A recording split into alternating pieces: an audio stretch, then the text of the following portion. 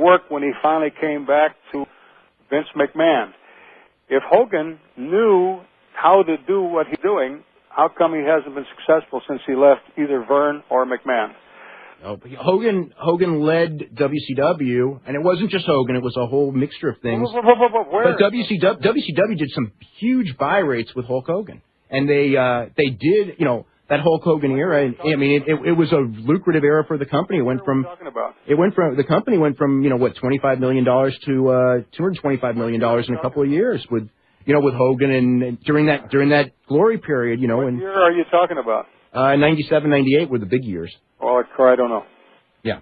I can't speak to 97, 98. I wasn't anywhere around. Yeah, 97, 98. WCW was very, very successful, and then 99, they went with the pat hand for too long, and that's what happens when you go with the pat hand for too long. I think they didn't understand Eric Bischoff, in my opinion, when he was on his roll, he didn't realize that the roll was going to end. You couldn't do the same thing week after week after week on television without changing it up and without changing the names up. And I think that's what, and then all of a sudden it was like, oh my God, I have all these stars, and now they're not drawing anymore, and I don't know what to do, and the whole company went into a collapse. Hogan spurred WCW, and it was not a one-man show by any means, but, he was a great pay-per-view draw. I mean, I don't know that he would still be a great pay-per-view draw, maybe on a one-shot every year or something like that. You're telling me facts that I'm not aware of. Okay. When did you stop following wrestling? I'm not even sure if your facts are correct, because I heard that he wasn't able to draw any money, but if you think it was different, then I guess maybe you have to be right. You've got a closer... WCW had some successful years. He couldn't draw in 2000, 2001, but nobody could because they basically killed the goose by then by not changing things up. When did you basically... You should have been a booker. What? You should have been a booker. Okay, all right. Well, yeah. I mean, you know everything about it. You should have been very successful. Not in this era. Well, you're the most knowledgeable person I've talked to, almost in my life. Next time Vern calls me, I'm going to tell him to go shut up. I don't want to talk to him anymore. I'm going to talk to Dave Meltzer. All right. Now, as far as Flair, you weren't that kind of Flair in the book either. Well, what could I be kind to him about? Just longevity as worker in the world. What? You think he was a great worker? Yes, I do think he was a great worker, and I know that you don't. Well, no, but here's the difference. How do you determine a worker? It's a really abstract thing, but I mean... What do you call a successful wrestler? That's the better answer. That's a better question. What do you consider a successful wrestler? I guess someone who gets himself over to the public for years and years and years, and... It's a really easy answer. Even you should be able to come up with it. Okay. Does he draw money? Flair, when business is good, Flair... No. Does he draw money? Nobody consistently draws money when business is bad. When business is bad, nobody's drawing. When business is good, Diamond Dallas Page drew money when business was good. I mean, am I going to say Diamond Dallas Page was a better wrestler than anyone in the world because he drew money at one point in his career? It's when the business is hot. In the old days, guys used to just love to go into territory that was on its ass. Why? When I came here to Georgia in 1976. The territory was on its ass. I couldn't wait to start booking. Because if it did well, there was only one person to point to if it did good. And that was me. And old-timers always liked to go to a territory if they were worth a shit now. I'm talking about the guy in the first match, second match, third match. The guy didn't know what the heck he was talking about. I'm talking about the guys that were good. A Vern Gagne, mention somebody. A Bill Watts. They would be happy to go into a territory that was on its butt. Because that way, when the territory came up, the promoter would have to reward them because they would say you had to be directly responsible for it. So the idea, and the guys that didn't know anything were the ones that always wanted to go to a territory that was doing great because they didn't have the confidence in themselves to be able to make the territory work. So when you talk about the territory being down, and so that's why Hogan didn't draw at that particular time, if Hogan knew what the heck he was doing, and if he was a draw, it wouldn't have made any difference what the territory was doing. Anybody can draw by your definition if the territory is doing good.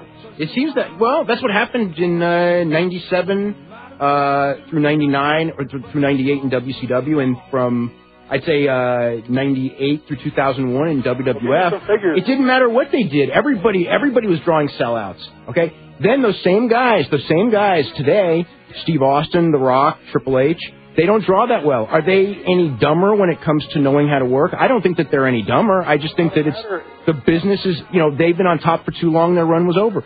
Ray Stevens was a great draw in San Francisco in the early 60s. When I was when I started watching wrestling in the early 70s, Ray Stevens was still a good draw.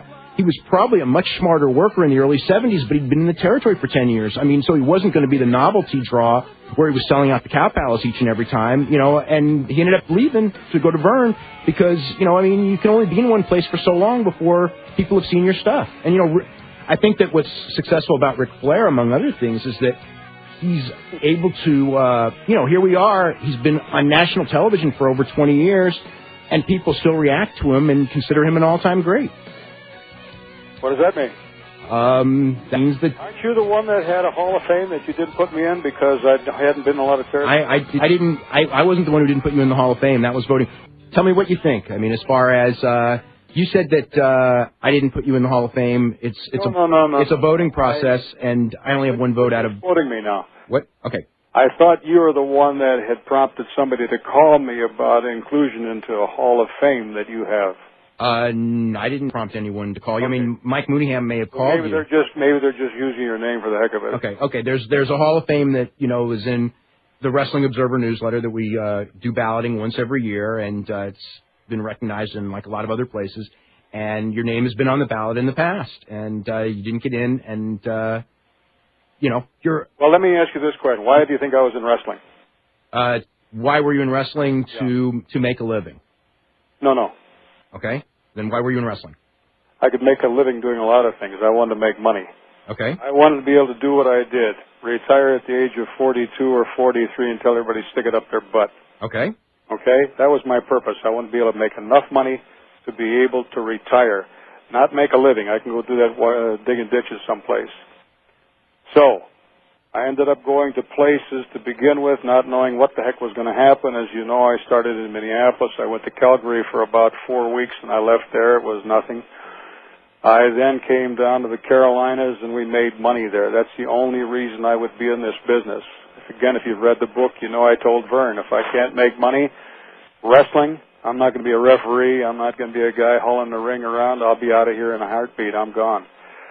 Okay, so then I was in Omaha, I was in Chicago, I was in different places wrestling, trying to find myself and trying to be able to determine where I would be able to make money. When I came to the Carolinas in '68, with less than a year in the business, we were starting to make some money. I was getting ready to leave, and the old man said, you can just stay here as long as you want. And always my answer was the same. If I make money, I stay. If I don't make money, I got to go. Well, then I came to I came to Georgia, and it was the same thing. Now, then it depends on what people call money. But there was a time I would venture to say that I was the highest paid guy next to the world champion. Now, because I stayed in the Carolinas and I stayed in Georgia and had my little trip to Florida and spent a few months when I was starting out in Minneapolis and Canada and in Omaha, that didn't qualify for some people's definitions to be included in the Hall of Fame.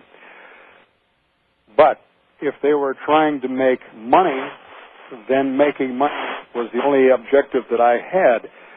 Had I known that if I could have packed my wife and my kids into a car and moved from the Carolinas to Oregon and spent a year with Don Owens and then packed them up again, took them out of school and gone down to San Francisco for Roy Shire and then waited 4 or 5 months and packed them up again and gone up to Minneapolis for Vern Gagne and then packed them up again after 4 or 5 months and moved down to Bill Watts, you know what? My wife would have been crazy. I wouldn't have made any money, but at least I could have gotten in the Hall of Fame. I don't know if that would have made a difference.